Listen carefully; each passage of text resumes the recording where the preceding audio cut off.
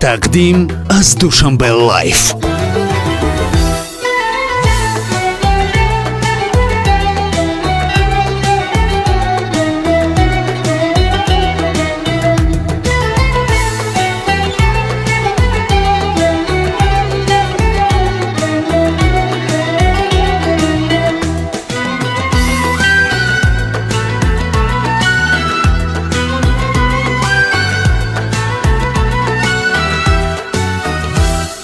زندگی این مکتب علم و فن است، زندگی خود دیدن و آموختن است. زندگی این مکتب علم و فن است، زندگی خود دیدن و آموختن است.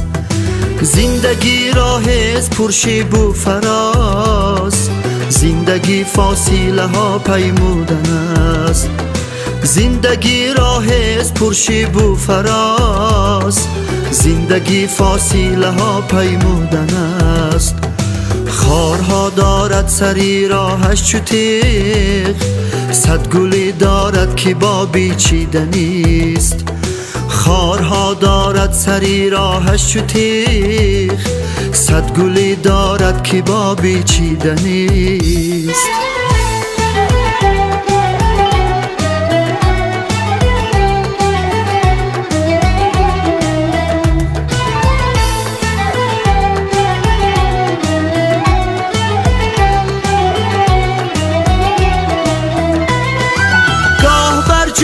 خجالت میکشی، گاه از کاری به خود بالیدن است. گاه بر جرم خجالت میکشی، گاه از کاری به خود بالیدن است. سرفرازی هم نشانی زندگی است، گاه سر روی زمین مالیدن است. سرفرازی هم نشانی زندگی است، گاه سر روی زمین مالیدن است. زندگی چیست؟ زندگی چیست؟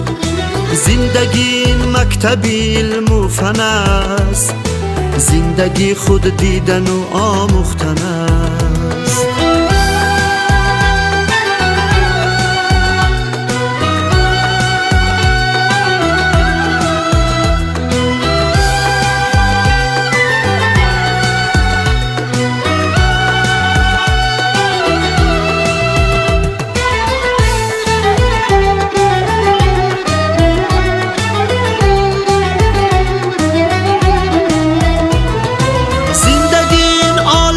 خاموشی نیست، دیدن است و گفتن و بشنیدن است. زندگی این عالمی خاموشی نیست، دیدن است و گفتن و بشنیدن است. ای مرادی خیز تا که این زمان، شعر که بر وصف او بنوشتن است. ای مرادی خیز تا که این زمان، شعر که بر وصف او بنوشتن است. زندگی چیست؟ زندگی چیست؟ زندگی این مکتب علم و فن است، زندگی خود دیدن و آموختن است. زندگی خود دیدن و آموختن است، زندگی خود دیدن و آموختن.